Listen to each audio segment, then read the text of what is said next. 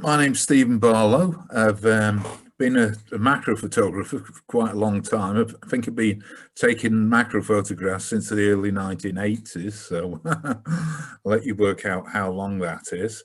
I'm going to try and cover as many things as I can, but to tell the truth, I thought it was getting a bit long, so I've left a bit out about focus stacking, simply because I don't think I'd have been able to cover it in time.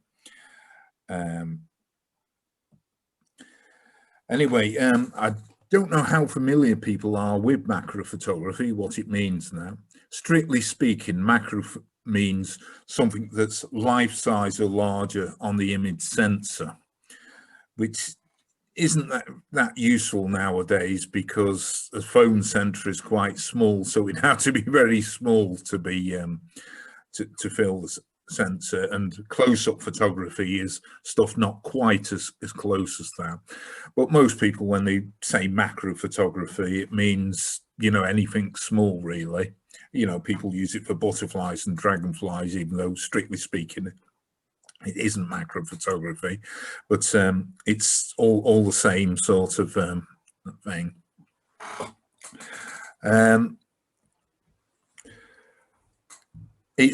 It's a very useful tool for photography, is for biological recording, because while actual collecting is still very important, it has advantages in that you often will save photographs when you wouldn't save a record. You know, a sample you've collected, it'd be thrown away or something, and you may not realize the relevance of it till later on, whereas often a photograph still exists. And also it allows researchers to interrogate on online databases. And I've got an example here. I've got an internet friend in Malaysia. He's known over the internet by either Orion Mystery or Kurt, but that's not his actual Chinese name. And in 2011, he photographed this this lacewing here, and someone researching them was checking things on Flickr and found this and realized it was a new species to science. And so in 2012, this was voted one of the top 10 new species to science and hailed as a breakthrough in citizen science. And this sort of explains the relevance of macro photography to biological recording. It isn't just about getting pictures. They can be valuable records, because without it, no one would have probably found this species. One of the things I think we need to get clear at the beginning is what people want, because I mean, not everyone is trying to get the same thing out of macro photography. Some macro photographers simply want record shots of what they see and find in the field. Others sort of aspire to great images. And it doesn't really matter, because as long as you are happy that you just want sort of record shots, you might want to improve them a bit, but you don't and not everyone has to sort of aspire to image perfection. And so it's a good idea when you're setting out to actually think about what you're actually aiming to achieve, because one of the problems is that if you want to aspire to great images, you will have to spend a lot of time actually taking the photographs and perfecting it and that. And that can get in the way if your main interest is natural history or recording. You may not want to devote that much time to taking photographs. So you should be happy with just getting a reasonably exposed in focus record shot of the species you're seeing. It's all fine depending what you are trying to achieve. I mean, even biological recorders like to take good images, and obviously if you're trying to archive images or or get sort of definitive images of the species, you want a high quality image. And I've illustrated it with these two photographs of a white-faced darter. The one on the left is a sort of a classic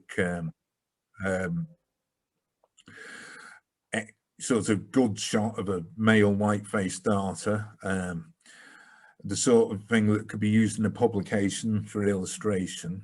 And the one on the right is a bit of a snapshot, a record shot. And you can see it a bit closer here.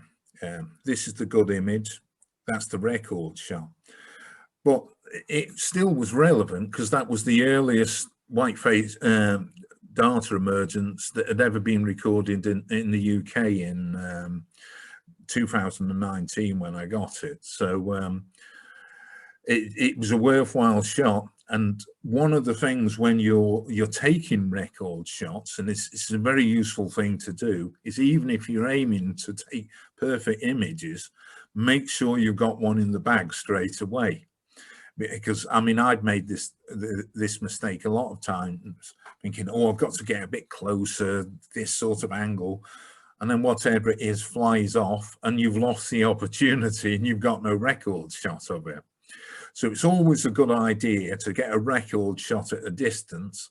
So if you move in a bit closer for a better shot, if the insect flies off, it doesn't matter. At least, you know, you can see what it is. And that's what you get with this sort of photograph. And as I say, both are valid approaches, and it's just what you are aiming for. So don't worry if you see images and think, oh, how am I ever going to take images like this? I don't want to put all that time in, because it doesn't matter. I personally like both approaches. I love seeing record shots of rare species, unusual behavior and that, and it doesn't have to be, you know, a really quality image. But if you do want to get sort of higher quality images, it is worthwhile sort of learning at least, you know, what's sort of involved in that. I think one of the most important factors here is that the best camera is the one that you've got with you. And that's especially important for a recorder, because if you haven't got your camera with you because you find it a bit awkward to carry around, and then you see something interesting, it's a bit disappointing if you can't get a photograph of it. So one of the things you should think about, you know, with cameras is something that you are willing to carry around. I mean, if you want to carry a larger camera around, more equipment around, fair enough. But if you find yourself, it's cumbersome, you know, it puts you off carrying it around, then, you know, choose something lighter and more compact.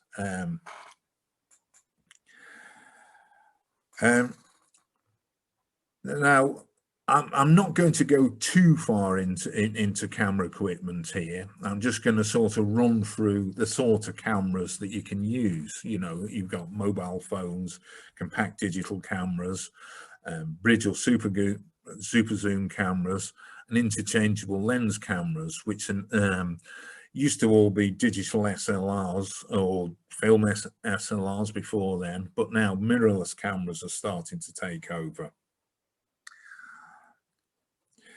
To tell the truth, I'm not really the person to speak to about high quality mobile phone macro photographs, because I've normally got a proper camera with me, so I just use mobile phones for snapshots of things that I might find at some time. And also my camera, while it's a my phone, while it's a smartphone, isn't exactly a high-end one, and the latest ones have got far better features on. But nevertheless, you can get quite good macro photographs and certainly good record shots with a mobile phone. Our next jump up is compact digital cameras. Now, these used to be quite common. People would use them for taking family photographs as a general camera. But now really camera phones have tended to take over there's not so many on the market because people can get just as good a photograph or not better out of the phone. However, there still are some cameras that are worthwhile considering. There's the Olympus TG series, and I believe Richard has got one. They've got very good macro capabilities, and I know a lot of ecologists and recorders who use these for that. I don't have, I've never used one of the Olympus TG series, but I've long used my Panasonic Lumix LX7. It's about 10 years old or something for macro photography. And this just illustrates what you can take with them. The actual photograph you see here is taken with a digital SLR and a macro lens. But this one here, this is one of my favorite images, by the way, was actually taken with the little Panasonic LX7. And if you look here, oh, this one was taken as well, this wide angle shot of a Red Admiral. I tend to use it for wide angle photography. And here you can see the camera, and this is the setup I used, because I used the internal flash in it, which you can see just above the camera. It's one of these pop-up ones. And it was just a white foam thing in front of the camera to diffuse the flash, because you have to get very close with this sort of camera. And that raspider, the front of the lens was, 1-2 centimeters from the raspider. And the camera was actually touching the water to get close enough. But it just shows you can, get good photographs with quite a small compact camera. Bridge cameras or super zooms, I don't know how familiar people are with them. These are have a fixed lens, but generally they have a very wide range zoom from wide angle right up to very long telephoto. And these are quite popular with naturalists, and a lot of people using them. And this is a very good camera to get if you're just a naturalist who wants to get record shots but doesn't want to spend very much time taking them, but wants reasonable quality images. You can also take photographs of birds with them. And Stephen Falk, the entomologist, I don't know if people are aware of him. He's got a huge database on Flickr. He used to work for Bug Life when he started setting this up. And he's been photographing basically all the invertebrates, especially insects in Britain. And if you go through his Flickr website, you can see photographs of most of them. And he only uses this sort of camera. He doesn't use a digital SLR because he just wants record shots and that. So it does show that this is, if this is all you're aspiring to, just to get good solid record shots. And I also know some excellent macro photographers in the past who were taking really high quality work with this type of camera.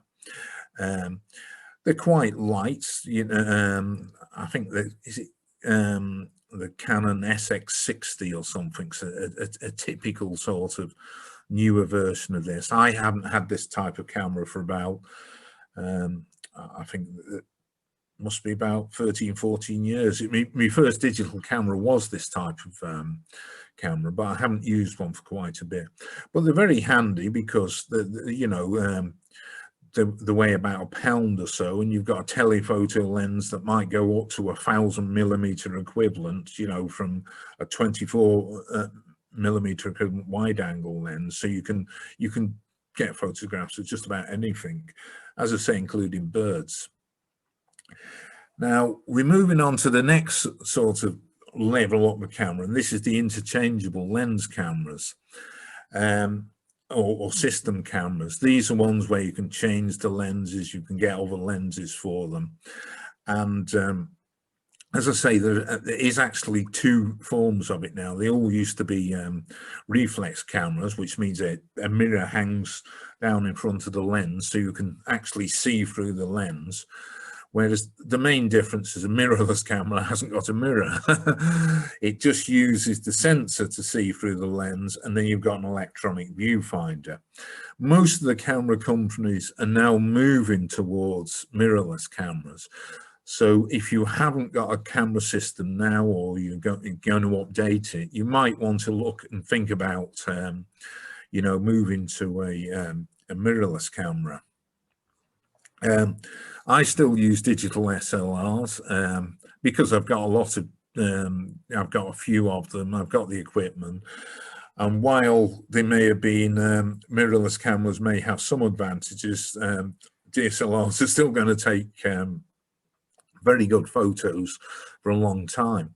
And I would also advise anyone who was thinking of getting into a system type camera, who hasn't got much money, doesn't want to spend much money, that it might still be the best option, because of the latest new thing. A mirrorless camera and a macro lens might cost you, you know, well over £1,000. But you can get an older DSLR for about, you know, 100, 150 pounds. You know, if you get a Canon or Nikon entry level one from, you know, 6 or 7 years ago, and a macro lens for about a second-hand one for about 200 pounds, small flash gun, say 40 odd pounds, and that will take very, very high quality photos, you know, publishable quality photos. So it's still a viable way in for anyone. Mirrorless cameras, as I say, the main difference is, instead of looking for an optical viewfinder where you're looking through the lens, you're looking for an electronic viewfinder looking through the lens. And electronic viewfinders are getting better now. There are some advantages to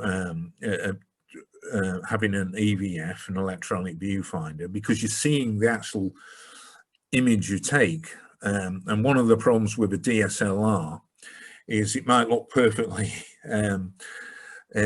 what's it exposed through the viewfinder, but it always will, because you see in daylight. And whereas if it was underexposed and too contrasty bright light, you might not notice that looking through the viewfinder. Whereas with a mirrorless camera, you are actually seeing something close to the image you will get. So you would realize straight away if it was underexposed, overexposed, or whatever. And there are other advantages. You have a thing called focus peaking. What that is the bit of the image in focus will glow a certain color. You can normally set the color red, blue, or yellow or something. And it's a very good way of focusing. One of my Canon DSLRs has got it with there's a it's not really a camera hack, it's software Magic Lantern, which puts focus peaking on the LCD of the camera at the back. So it's very useful, because I mean, when you're hand holding the camera without being able to see the image closely, you can see the bits in focus from the bit glowing red on it. Now, there are four main approaches to macro photography you can take. You know, your way of taking the photographs, and that's full flash photography. Here, the flash provides all the light, even if it's a bright day. A flash can be so powerful that it can completely overpower even the brightest sun. And so all the light that makes the photograph, the image, comes from the flash. The second type is fill-in flash photography. Here, the image is made up of a mixture of the flash and the daylight, natural light. You might use this if the subject was slightly shaded or something, there was shadows on it or harsh light on it, and you might want the fill-in flash to fill that in so it looks a bit better. And then you have tripod natural light photography, in which you use a macro lens and a camera and you use it on a tripod. I mean, this is the old way of doing things, but it's a bit cumbersome because you've got to carry a tripod around with you and your subject's got to be still. And the other one is handheld natural light photography. You know, you're hand holding the camera and you're just using ordinary sunlight to get the photograph.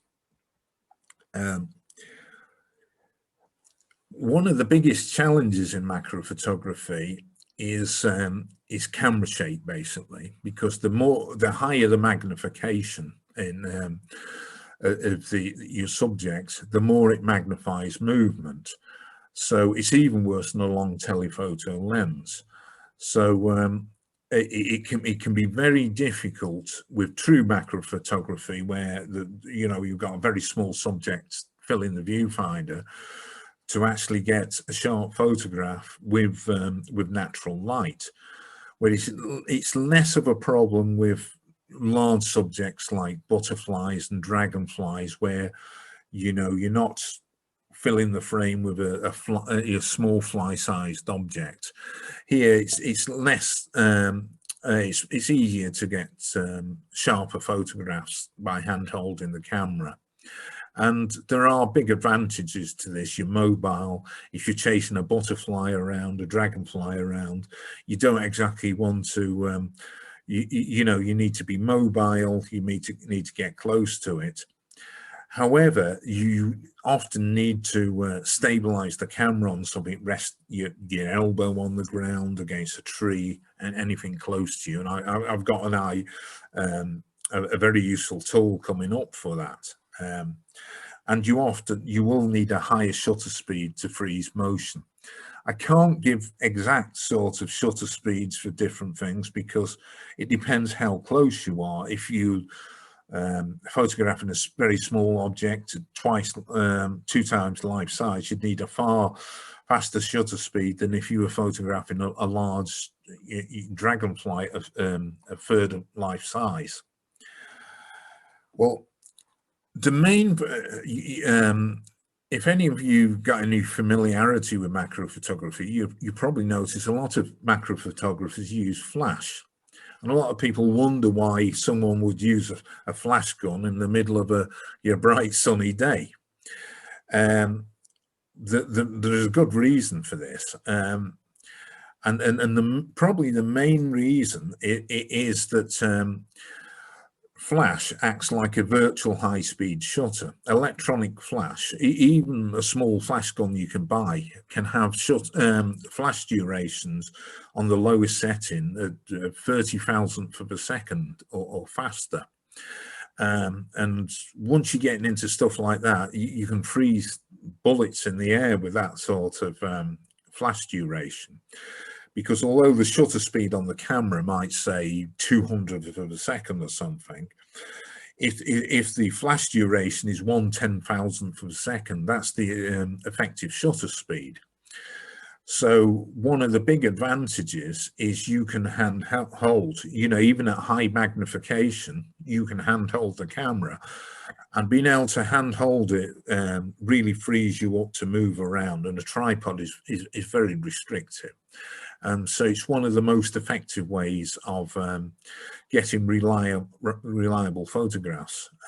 This is full flash, because if you're using a mixture of natural light and flashlight, your effective shutter speed is the one on the camera.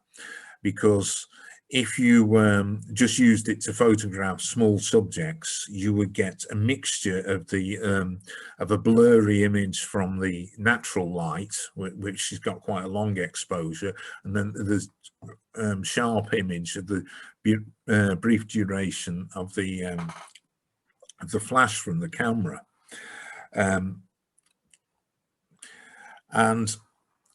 But everything isn't fine with flash. One of the problems you get, and one of the real problems there used to be, is this sparkly effect you tend to get. And this ant photo, two red ants, Mica rubra,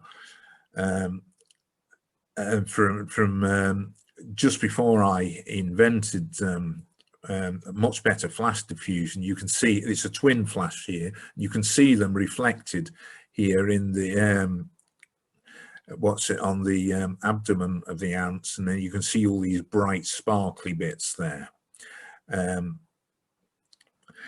So that's one of the big problems you have with that. And the other problem you have with flash photography is because the light drops off very rapidly, it's a thing called the inverse square law, which basically means that if you double the distance, you've got a quarter of the light. You halve the, if you halve the distance, the light is twice as bright. And so this means if the background is anything more than a short distance away, you'll get a black background, which makes it look like the photograph's taken in the middle of the night. I mean, it's not too bad for record shots, but it's a bit tiring when every image looks like it's taken in the middle of the night.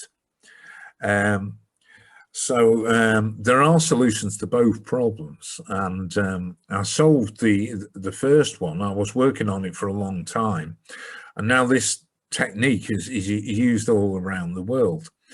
And actually, I solved it with a very simple thing, because it's just this plastic cup on the end of the lens, and this rapid, it's massively improved the problem of you getting these bright specular highlights. Specular just means mirror. So a lot of insects have got a rounded mirror-like surface on them, and you're seeing a reflection of the flash gun basically. But this was what I managed to get from that sort of thing. And you can see it's a massive improvement over the other photograph. And it was only sort of a few months apart, this. You can see there's no blown out highlights everywhere. You can see the abdomen, the tiny bits. You can see some light from the flash, but nowhere is it all blown out. So it completely changed that. And this is another example from that flash gun taken at the flash diffusion method taken at the time. Now, to avoid a black background, you've basically got three different solutions. You can point the camera so the background's quite close to you. I often, when I'm photographing insect pollinators like this very small bee, I use common hogweed, which is an umbellifer, a big wide sort of umbil of white flowers. So you've got this nice white background, so you don't get this black background. You can see a few little gaps where it's dark in the thing, but so that's one solution. And the other solution here, as I place something behind it, this nomad bee was on a dandelion. And all I do when I'm photographing insects in dandelions, which are right next to the ground, is I'll pull off another dandelion and I'll put it behind the flower with the insect in it.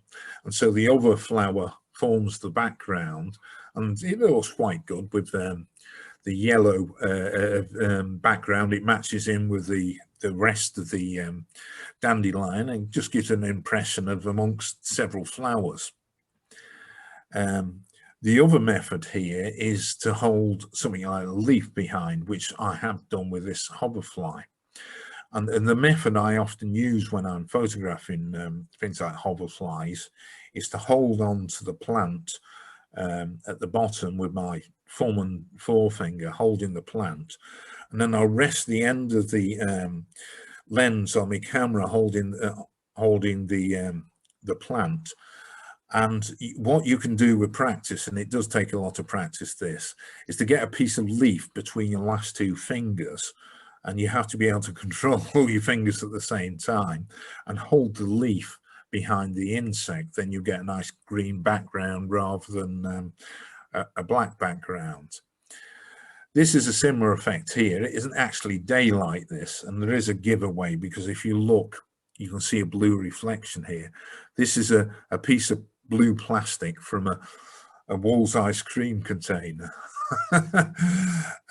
which unfortunately, when you use this method, if you don't look out, sometimes you can just see some blue reflections there. This is light that's reflected back from the flash on the front of the insect's head. This is Cerita pippins, the hoverfly. It's quite a small one.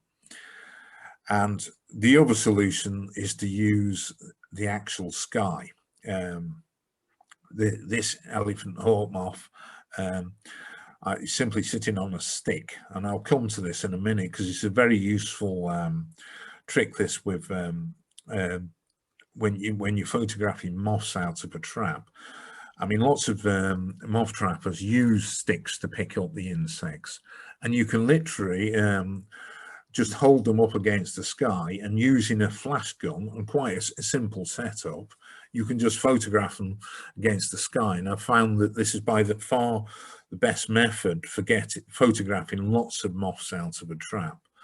Because if you try to set them up to get them perching on a piece of bark or something with a tripod and that, it takes you absolutely ages to take each photograph. This is an example of fill-in flash here. It's the male emperor moth. I've been using pheromone lures for the last few years. I'd only ever seen 2 or 3 male emperor moths in my life before then. The first time I used them, I stopped counting after 70 visits to them. Unfortunately, they don't actually settle very much. They tend to just inspect the lure, find there's no female around, and then fly on. But sometimes you will get them, they'll settle in some nearby vegetation. And this one had settled on this bracken crozier. But unfortunately, it was a bit in the shade, so it was quite dark. And so what I did is a very simple flash setup, which I'll show you in a minute. And I used quite a short macro lens, a 35mm macro lens, had the camera right next to the ground, pointing upwards. And normally with this thing, the moth would have been a silhouette. But with the fill-in flash, it fills the light in, and yet you've got the light from the background, so it's balanced with that. This is what fill-in flash is.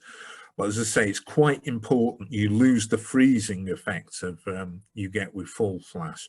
So the camera's got to be very stable, else you'll get this double image, a sharp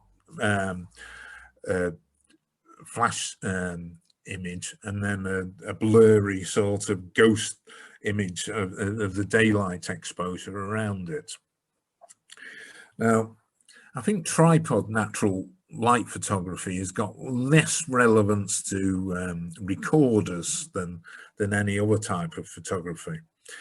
I mean, it's quite cumbersome. You've got to take a big tripod around with you. Then you've got to set the thing up, so you've got an insect sitting somewhere, and then you've got to try and move it in, and normally the insect flies off then. And you want, a still conditions. And the best time for using this method is early morning, first light, where you find lots of insects still asleep or resting on grass or something. And sometimes late in the evening as well. This is the 2 main times for that. So it's not the best sort of method for a recorder. I mean, however, most of the books will tell you, that if you're going to take macro photographs, you must use a tripod, to avoid the camera shake and everything. But as I say, you try maneuvering, it's a camera on a tripod in to get a photograph of a butterfly or something, because it's quite frustrating because they'll just keep flying off, and then you have to set up the tripod and move it again. It's but this is the sort of image you can get. This is a pair of marsh flies. I'm not sure the exact species, snail killers. This is quite a slow shutter speed. they did keep still for a bit. And this is a robber fly. I think it's Leptogas, the cylindrica, this one. They're not that widespread, these aren't, but this was on a still day in a sheltered spot. So I was able to use, you know, a tripod, which I'd had with me since early in the morning. Then we come on to probably the most commonly used thing by most naturalists, and that's hand holding your camera, you know, and using natural light. As I said before, this method is pretty good with things like larger insects, butterflies, dragonflies, you know, all the larger stuff.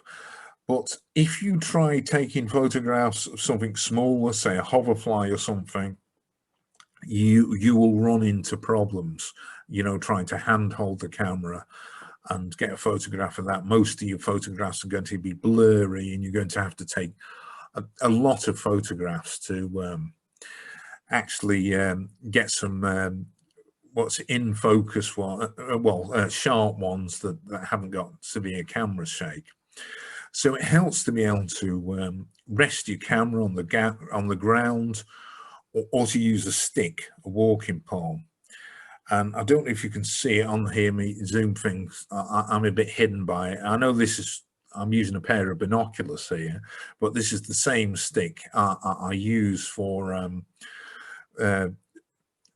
macro photography. Round Wixel Moss, I've got these canes put away all over the place. They use them, the N and R do, for marking things out, so luckily no one runs off with them.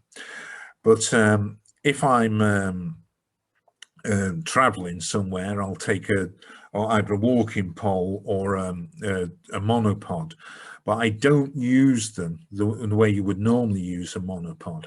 What you do is you put your hand on the pole, whatever it is. You can just use a stick for this, and roughly at the height you want to take the photograph, so it can be from the bottom to the top. And then you rest the end of the lens on your hand, which is gripping the stick, and then you brace the other part of your camera and your hand against your face. And this creates two stable points, and it massively increases the stability of the thing. And I would say this is the most useful tool I use for macro photography, and it's a very simple tool, you know, just the stick. And it's surprising what a lot of difference it makes. You will get far sharper photographs. It's far easier to focus on something. You can use a stick like this with the simplest cameras. You can use one with a phone. You know, you can use the stick, rest the phone on your hand. You can use it with a compact camera, and because of that, there's no moving up and down. So it's a very useful tool to use. The first person I saw using this was a photographer well known on the internet, Brian Valentine, also called Lord V. He mainly photographs stuff in his garden, and he uses quite a big, thick metal green bean pole.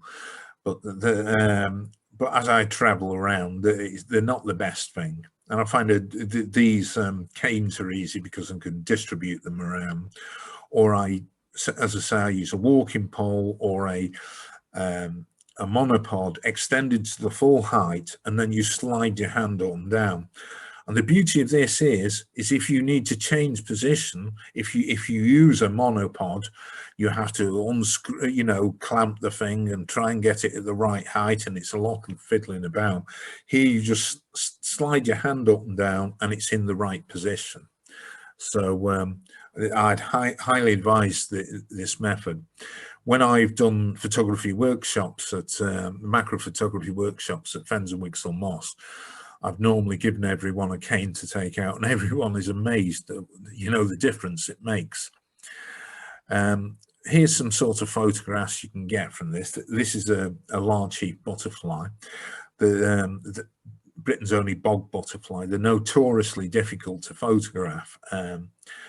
And I was very lucky. A couple of years ago, this one settled, and I managed to get in position and actually get about 12 or 13 photographs of it before it flew off. Often you're lucky to get one photograph of them. This is the female white-legged damselfly. Again, I was using the stick method with that, so I got a far sharper image than if I'd just been hand-holding the camera, and it's far easier to get into position than a tripod. This is another one taken like that. It's a banded demoiselle, a male, and female common darter. We're coming on to equipment now, and I thought very hard about this, and it's very difficult to give general advice to people on what sort of equipment they'd be looking for, because there's such a variety around and people have such different needs. You know, someone might just want to get record shots. Someone might want to get high quality photos. Someone might do landscape photography as well. So it's very difficult to give simple, specific information on the things. And I'll quite willingly answer questions at the end if you want, if people want to ask specific questions about equipment. So I'm going to concentrate more on the also the other problem is lots of people have already got cameras. They don't need to buy another camera. It might be they just need to use the camera more effectively, get a different lens or other equipment for it.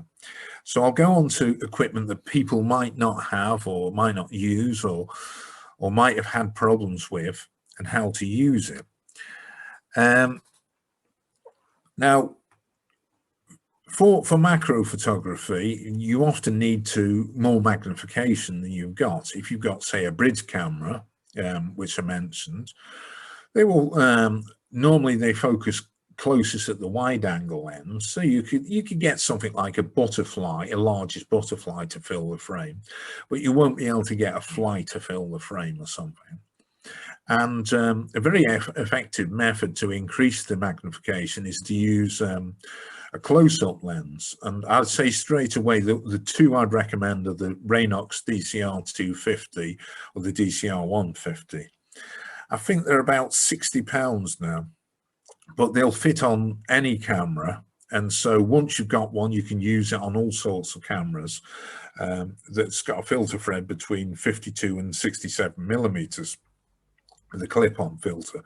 The actual close-up lens itself has got a filter thread on a screw-on one of 43 millimeters, so you can, and then you can use step-up rings and step-down rings to fit it to smaller or larger lenses, and they're a very high-quality lens, as good as the taking lens on lens. And the other thing is, if you've got an interchangeable lens camera, I get a set of extension tubes. Now you can get lots of cheap, very good ones. I mean, they tend to be made in China. But if you've got, say, a DSLR, you can get a set for Canon or Nikon or something for about £20 odd off eBay. These are a free tube lens. I've got two sets of them. They work fine. They've got electronic connections, so your autofocus, obviously in a limited range, will still work, all your the other functions of the lens. And so they're a good investment and an essential thing if you are a macro photographer. But these are only any good with interchangeable lens cameras. If you've got a fixed lens, you need a close-up lens. But with digital compact cameras, you'll normally need some sort of method to attach the close-up lens, so it's not so easy. And also with phone cameras, you can get accessory lenses, which will macro lenses, which allow you to get far closer. The Raynox ones wouldn't work for that. You'd have to get specific ones for the camera, for the phone.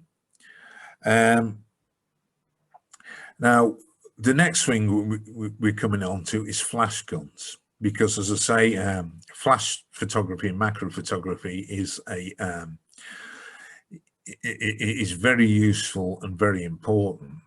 However, the main point I want to get across here, you don't need an expensive, fancy, dedicated macro flash gun. Lots of people think, oh, I have to get one of these twin flashes, you know, they're £1,000 or something.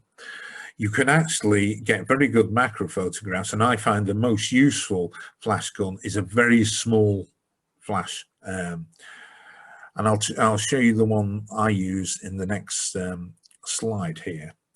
This, I've got a Canon DSLR system, so this is a Canon 270EX. But you can get, there's some Chinese ones, Mikey, or Mickey, I don't know how to pronounce it, do one for, it's MK320, I think they're about 50 odd pounds. I find these low ones, you know, they're quite low to the camera, they're the best ones. They tend to take two batteries, so they're quite small. You can put them in your pocket, camera bag or something. And these are the two sort of attachments I use with it. One of them, this one here, is just a piece of stuff called plastic card. You can get it from model suppliers. They use it for building models for model railways and things. It's just plastic card, basically. You can cut it to shape with a pair of scissors, and then I just attach it to the lens. I have some Velcro wrapped around the end of the lens, and then I have some on the a piece on there, and it just attaches. And this little teeny card, you can just fit it down the side of a pouch or something. And the other one is these sprung steel, these sprung steel diffusers here. You can see it when it's opened up. It's about this big, and you twist it and fold it up, and you get a little bag to put it in. So they're quite small. I checked yesterday on eBay; they were going for £4.50. So they're a pretty cheap item. There's a hole here for the lens to go through. You just push the lens through, and then the flash fires through it. They really do diffuse the light a lot. You avoid all these bright, sparkly highlights. They're very effective. You can get very high quality photos from them.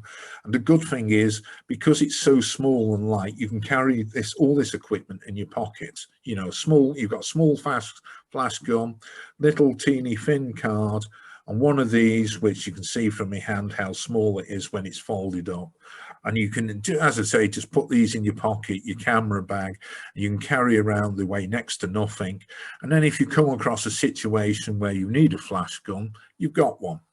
And you can press them into service for most types of macro photography. And I'd say this is an essential bit of kit. And really for recording stuff, this is all you need, right? So you don't actually need fancy flash guns, but I am going to come to and show you some in a minute, more sophisticated setups. And I've just got the details of here, what they are. As I said, this is the Canon 270EX. I think this cost me about £60 secondhand from Wex Photographic. When I got it, it was as new.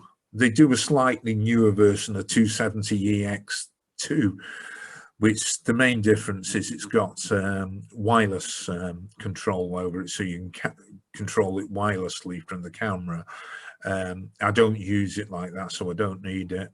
I've had it now for, I don't know, 7 years or so, and it's given good service. And so, as I say, you don't need a really expensive bit of kit. And this photograph that I've shown it you before, this was taken with that equipment. I used simply this, I think, was a Canon 60mm macro lens. You can get them about £200 second hand. Small Canon DSLR, entry level DSLR, and a small flash like that, and you can take photographs like this. So I developed this technique for rapidly taking photographs out of a moth trap. I don't have a moth trap myself, but I go out with other moth trappers.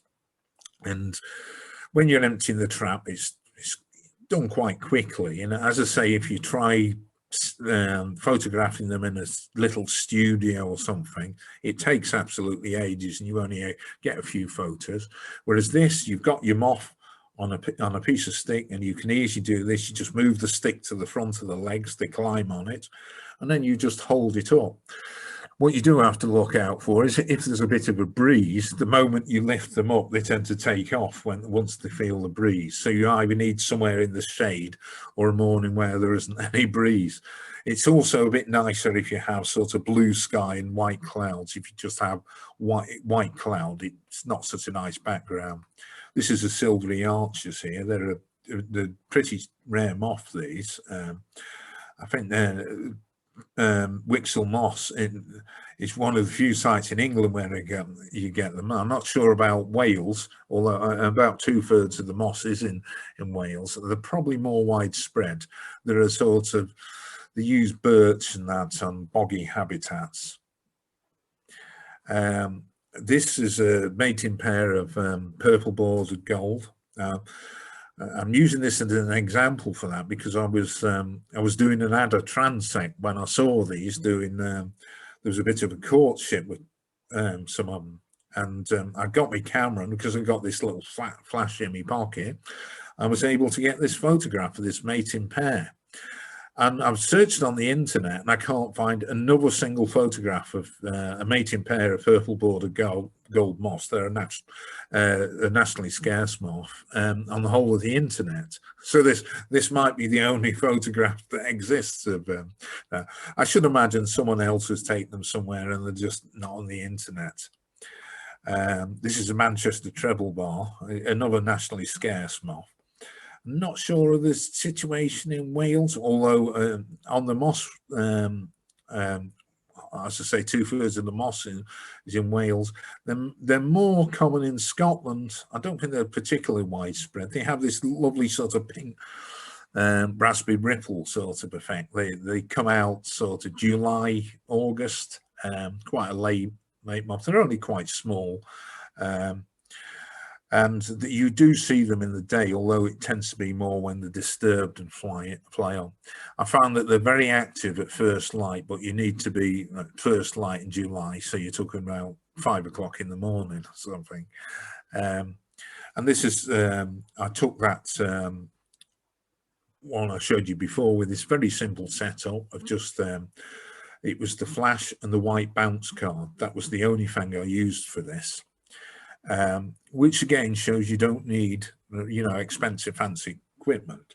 I've got a slightly bigger thing coming up here. This is for one of these taller bounce flash guns in a more typical larger robust flash gun. And this shows you this setup. Again, I mean, it looks fancy, but it's actually quite simple because it's just a bounce card. I believe it's a flash bender or something this one's called. You can get various, flash attachments like this. It didn't cost me very much, this one. And you can get similar ones for about £4 or £5 off eBay. And the actual diffusion bit at the end is just a double layer of white packing foam. You often get it when you get something, that thin sort of foam material. And if you use a double layer, it's quite stiff, but it's, as you can see, it's semi-translucent and it diffuses flash very well. But the good thing about this is you can bend it into different positions. So you can have it straight out like this, or you can bend it up at the end, you can bend this down. So with this one flash, you can make it a multi-purpose flash. And if you look at the, it simply attaches to the lens here with this clear plastic bit with some self-adhesive Velcro on. And that's just from those plastic water bottles, just cut out with a pair of scissors. It goes round and the other bit Velcros on. What I try to do with these flash setups is get them so all the components fall flat. And the reason for that is they'll go down the side of your camera bag, a large pocket, a rucksack, and they hardly take up any room. You know, you in a rucksack you can put them in the water bladder container at the back. You know, because lots of people make flash diffusers and they're big three-dimensional square delicate things and they're a bit awkward to carry around. Whereas if you've got it like this, you can pack it away and then you only need to take it out if you use it. Sometimes you might not use it all day. You might be just taking natural light photographs, but sometimes you need to take say higher magnification photographs, and this is quite an easy setup, and I've just used this to illustrate in case anyone's got one of these taller flash guns, because if you use one of these front lens diffusers, you can do them. It's a bit high up. They're better with the lower down ones. Oh, and by the way, those sprung steel flash diffusers, you can use them with the pop-up flash in the camera. You often have to increase the ISO a bit because they're not as bright as the larger flash gun, but you can use them. And so this is more for people who've got this sort of flash gun. It's more powerful, it'll recycle faster. So this is just another string to people's bows. And this is a photograph I took with it. Now, believe it or not, this is a full flash photo. There is no daylight in this photograph at all.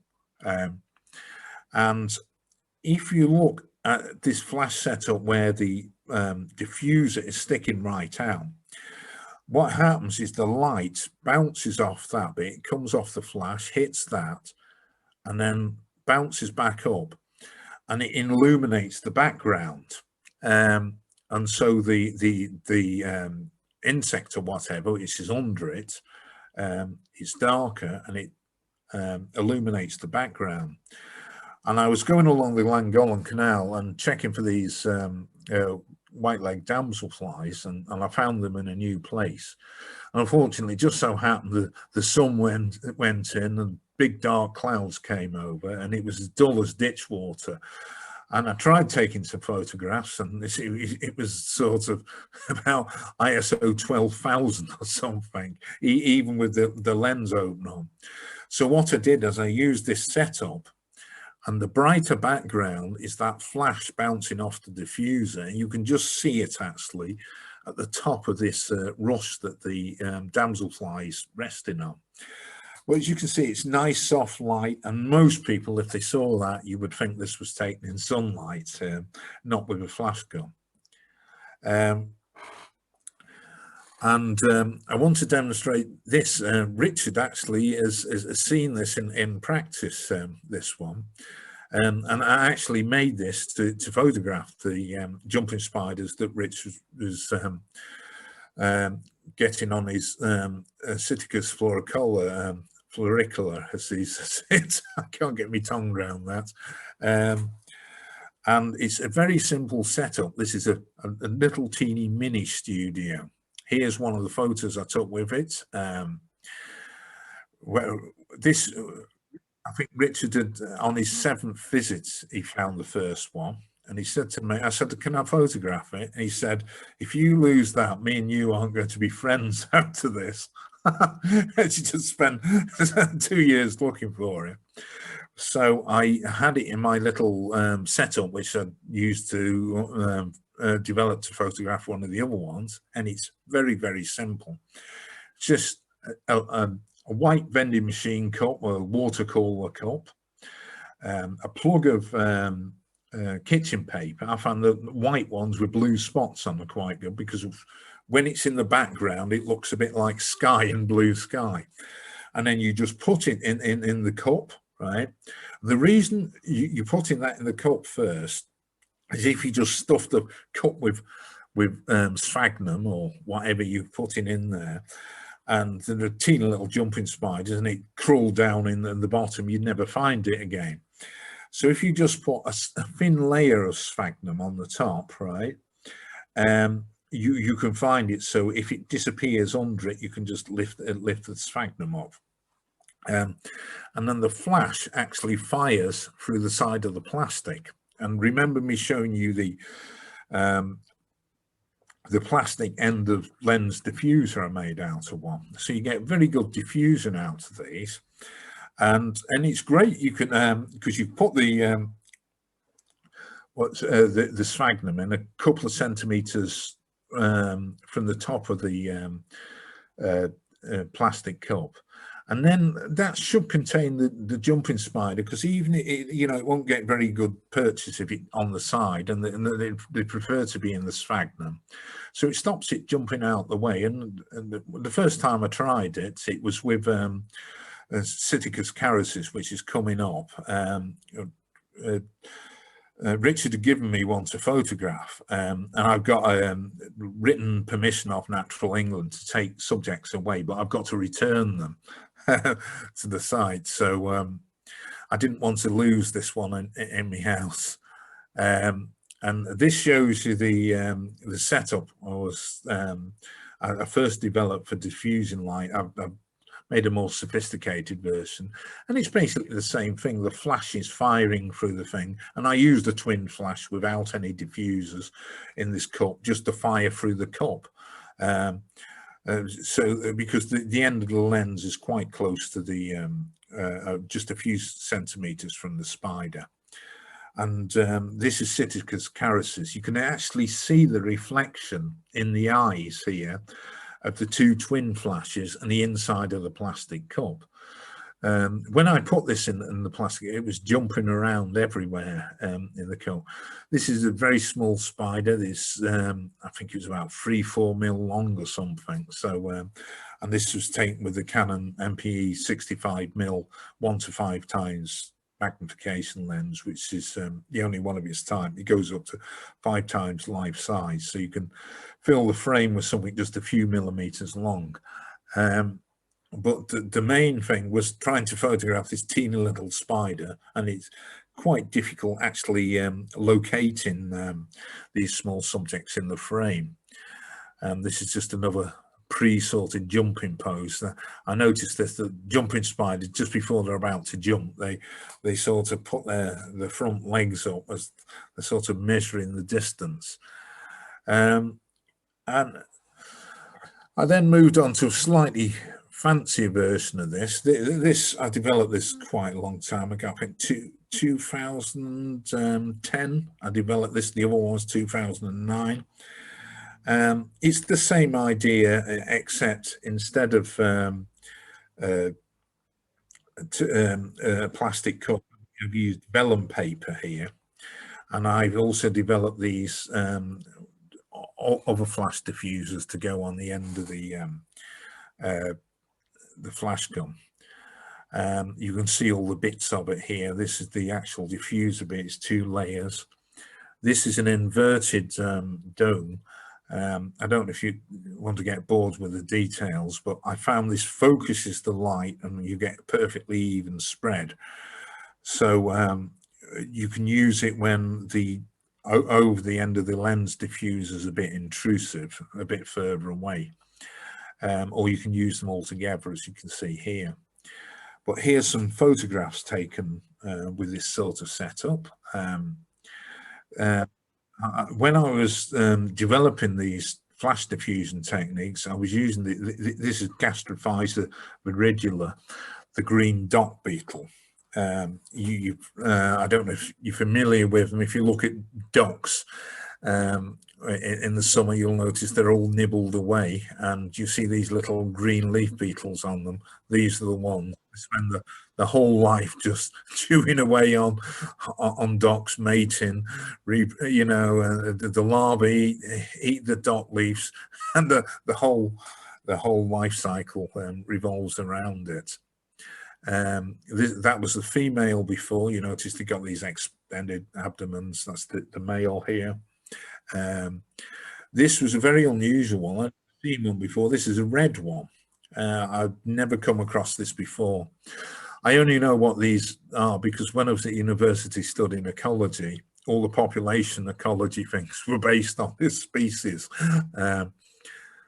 This is a 2-spot ladybird, a daily bipunctata laying eggs. This is on the underside of a common hogweed plant. I just bent the plant over to photograph the ladybird. This is a small dance fly, Empidae. I don't think it's an actual Empis species. Someone told me, had a guess at what it is. It's pretty difficult to identify dipterans from photos, and I'm certainly not an expert in diptera. But this is very small. This is on common hogweed, the individual umbels, and you can. This is actually the centre of the flower, and so you can get some idea just how small it is. Just I think about 6 mil long or something. This one. This is what's it? Tachinid fly. It's not a green bottle. I've forgotten the name of this one, but someone from the Tachinid recording scheme contacted me about this because they saw it on my Flickr photo stream, identified it, and this shows how useful macro photography is for recording. In that these recording schemes can go through the images on Flickr. They can find the locations for these things, and if you haven't got one, they'll ask you where it was taken. And you've got this beautiful sheen on this, and it shows the advantage of this flash diffusion, because normally with the old sort of flash, with this sort of image, you would get these horrible bright white sort of burnt out areas and that. But this is a flower beetle. I can't think of the name of these. They're the very teeny ones. This is in a coltsfoot flower. If you look in coltsfoot flowers, you'll see and later damselflies, you'll see these teeny little black beetles moving around. This is one of them. You can't see any detail with the naked eye. They're very small. This was taken about 4 or 5 times life size. So the thing is probably, 3 millimeters long or something. This, I forgot the name of these as well. It's closely related to the ones you see them in buttercups a lot. You'll notice these long little things. They're quite a primitive moth. They eat pollen. And again, they're quite small, just I think about 6 mil long or something. But this was in a dog rose. And some moth expert was telling me it's probably a different species, this. This is one of the larger dance flies. These are the ones you see, they mating and hanging on something with a with prey. This isn't Empis tessellata. The next photograph is, this is Empis, I forgot the name of it. It's the one, it's got orange legs on it. That's the differential thing. This is Empis tessellata here. This has darker legs. They're quite a big, robust insect. They're quite voracious predators, but they do eat nectar and pollen. Now, it's always been the thing people are being told with ring flashes or macro lights not to use them for insect photography because you get these horrible bright reflections. Lots of people, you think you need this, they're really designed for dental photography where you want reliable flat lighting, but you tend to get these horrible circular reflections off things. And so I got one when my Canon twin flash stopped working, and I managed to develop this, it looks a bit fancy, way of diffusing one. This is another young UO thing. I think it cost me about 60 odd quid, this one. But I noticed, I looked them up yesterday, I think they've gone up to £100 or something. But with this setup, you just use the top flash, because you can switch either flash on or the ratios of one. So the top flash on here is the one where most of the light comes from. And I just use this bottom flash on a low power thing to fill in underneath. And as I say, it looks a bit fancy, but if you look at all the bits that I've laid on this bench, you've just got these flat bits. That's the reflector. It's made out of mylar sheet. it's a reflecting sheet. They use it for hydroponics or something, and it's got dimples on so you don't get anything. And this is diffuser gel heat. It's not just for flash diffusers. People use it in houses and things for diffusing light. It's quite cheap. You get a small roll, and as I say, it all folds up quite neat.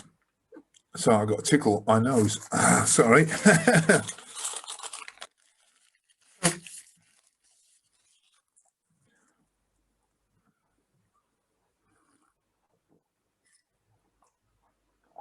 That's better. I've just put this. This is a Manfrotto RC2 release plate, just for size reference in there. And these are photographs taken with him. And this is a good example of recording.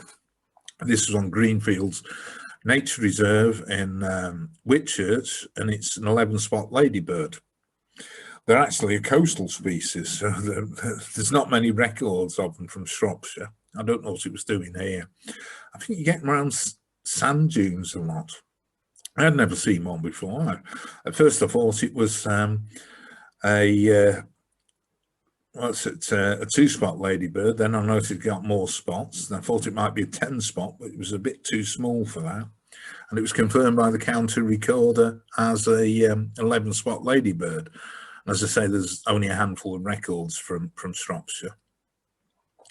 This is a more common ladybird, the 14-spot ladybird, a mating pair. But and they're very highly reflective ladybirds. And while you can see a bit of sheen on it, nowhere is it blown out. If you took this with a normal flash gun, you'd end up with horrendous reflections on the thing. And this is Appleburn Neatons or something. It's the oak leaf roller weevil. And this is, unfortunately, it's got cropped off here because the format didn't fit. I didn't crop the antennae off. This is an alder leaf beetle. These were thought extinct in Britain, I think 1994. And now there's suddenly been finding them all over the place, especially in the northwest. I don't know if you've got them right across North Wales yet. You get them on alder trees, obviously, because alder leaf beetle. You notice a lot of leaf damage. And the females are a bit like Gastrophyta virginal, another chrysomelid beetle. They have these big sort of swollen abdomens. And the males are smaller, more compact ones. This is an azure damselfly. It's not really a recording shot. It's just showing you the sort of light you get from this setup. Now, this is my latest. How are we doing? How are we doing for time? This is my latest setup here, based around the. This is a young Nuo twin flash. I think it cost me about 129. You can still get them for that, but if you look around, about 145. And it's every bit as good as the Canon one, and the new Canon version of this is over £1,000, or around £1,000. A few people have got it under. This is that little dome I was on about, and I've simply got it with some of these reflective bits so they fall flat. And this ladybird here is Sir Harlequin. But I was just showing you that you don't get any bright hot spots. You can see the two flash bits there on it. And this was taken with its a green tortoise beetle larvae. They used droppings as a bit of a disguise there. And large red damselfly. It's just showing the sort of light in this. This is just some examples here of the use of I got photographed this Minotaur beetle on Warton Crag in North Lancashire, South Cumbria. It's a top butterfly site, and this was the first one ever recorded from there. This is a male keeled skimmer. I've been searching for them on the moss. The Dragonfly recorder asked me to look for them. Took me 4 years to find one. So managed to, this is more of a record shot. And I got this one. This is a small red-eyed damselfly. They were only first recorded in Shropshire in 2019, and this is the only one ever recorded in North Shropshire. And this was the first ever golden bloom grade long, is it grey golden bloom long horn beetle recorded in Lancashire. This is Steropteryx fusca. It's a bagworm. The caterpillars of moths, and this is the larval, the pupa case, and that's what's it, silver-studded blue caterpillar with ants. That was on the front cover of the West Midlands Butterfly Conservation magazine. Should I stop here? Hello? Hello, yeah, keep going, Stephen. This is fascinating. Right. I'll keep going here because I'm just giving some examples here of how you can use macro photography. This is an ardent and sable caterpillar case. They have this characteristic thing where they knit the birch leaves together. I was doing a survey with Dr. George Tordoff from Butterfly Conservation. He monitors the ones on the moss. He comes from South Wales, so it's a fair old travel up for it to look for them. And this is the actual caterpillar inside it. These are a nationally scarce moth. They're in serious decline. And so it's an important population on Fens and Wixel moss. This is another tachinid flight, so it's a male, this Phasia hemiptera. This, I think it was the only one ever recorded in Lancashire. Again, it was the tachinid recording scheme. So found it on my Flickr photo stream. I had no idea what it was. I'd never seen anything like it before. They're quite a spectacular little fly. And I was looking round, and tachinids aren't really there are not that many easily available keys to them. And this is an Essex skipper I got on the edge of the moss. This was apparently the first one ever for Denbighshire. I mean, it's not a very good photograph. This is taken with a long zoom lens, but I suspected it was an Essex skipper, so I photographed the underneath of the antennae to get a second opinion on it. Right, I can go through exposures and camera settings here if people want. In macro photography, one of your problems, the biggest problem you'll come across, anyone that's tried it, is depth of field. Because the closer you get something, the smaller the depth of field gets. And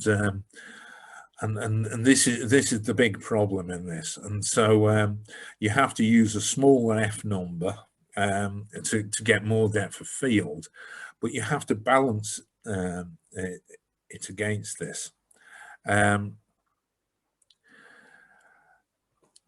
And I wasn't sure how much to go into this because, I mean, apertures, this is the thing that opens up the iris in the lens, right? Each f-stop is a doubling of the thing, so it sort of goes, you know, starts off f2.8, f4, f5.6, f8. It's sort of doubling each other one. But each one of these stops is a doubling or a halving of the light. And then, so we got these three variables. We got the shutter speed. That's measured in f-stops as well. Well, each one is a halving the doubling of light. So, you know, 1/250th of a second. If you go up to 500th of a second, it's half the amount of light. And ISO, the same way. We've got, say, you start off at ISO 100 and it goes up to 200, 400. Every time it doubles, it's an f-stop. Now, if you change any one of these settings, you need to compensate with the other setting. So say you got a correct exposure at f8, you know, at 1/250th of a second at ISO 100. If you stop the lens down to f11, you're going to need to, for correct exposure, you would either need to halve the shutter speed or double the ISO. Now, the aperture, as I say, with macro photography, it's a balancing act. Now, you might think, you know, all right, you want more depth of field, I'll just close the aperture down further and further and I'll get more depth of field. But once you go past a certain point, and I'm jumping ahead of myself here, you run into diffraction softening problems. And it's just a law of physics, light passing through a narrow gap. It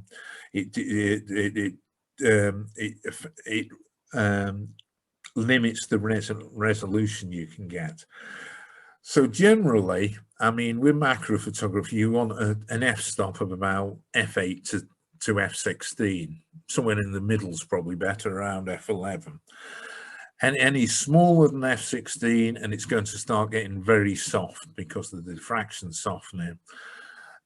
Any wider than f8, you know, f5.6, if it's f5.6 is okay for a butterfly or something, but if you're photographing a teeny little fly or spider or something, your depth of field is going to be like a razor blade. You know, you're hardly going to be able to see anything.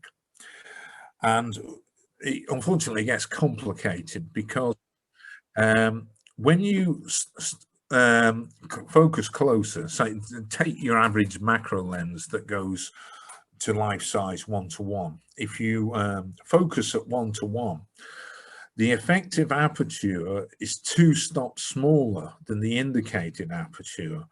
So if you got the lens wide open, it's an f2.8 lens. When you focus down to 1:1, the widest aperture will be f5.6, although the camera will still say f2.8.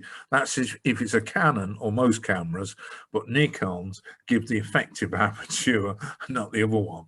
So if you've got 2 macro lenses set to 1:1 and you've got a Nikon and a Canon one, and you put f11 on them, you're going to have very different effective apertures, right?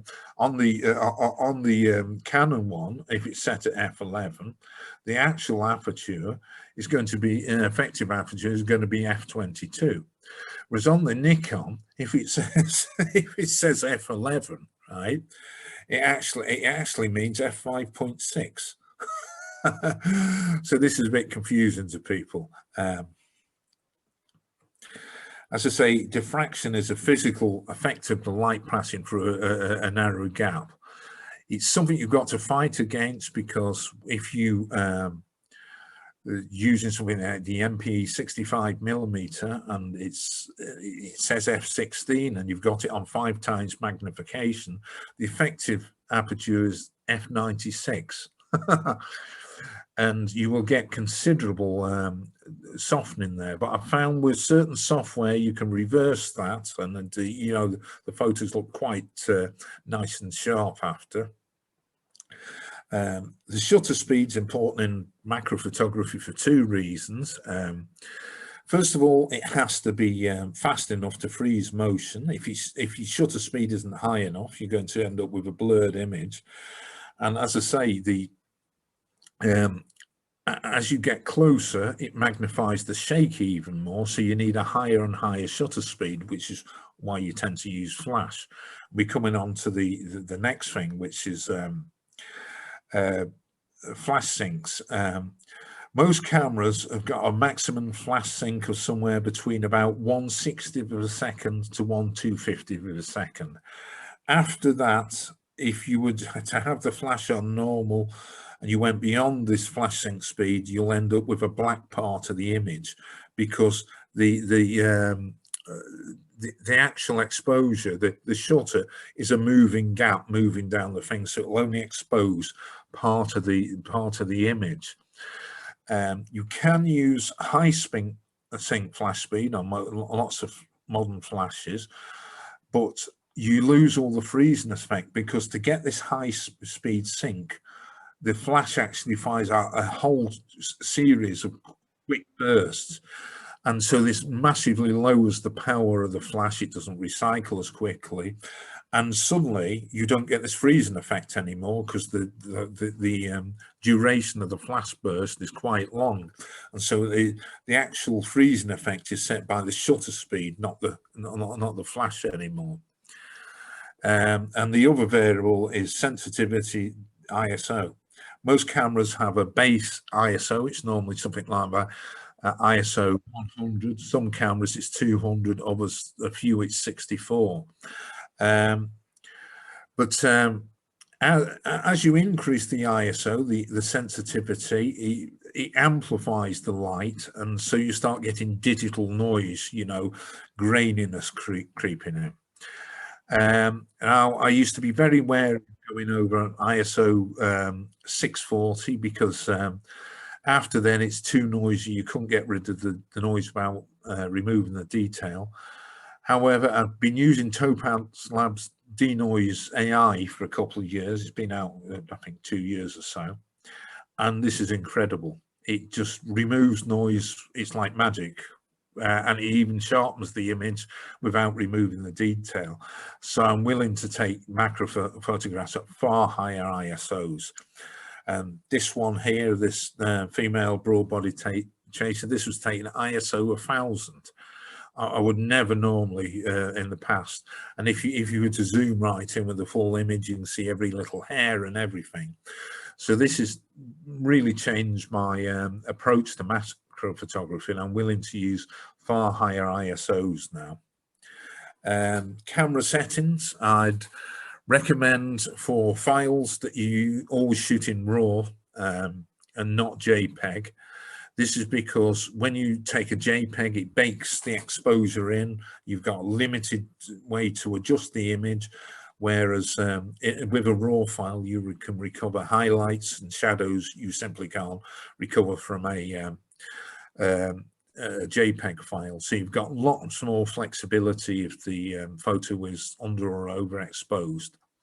I'd set the camera to matrix metering, not spot metering, because you need to know a lot about the reflectivity of different things to use a spot meter effectively.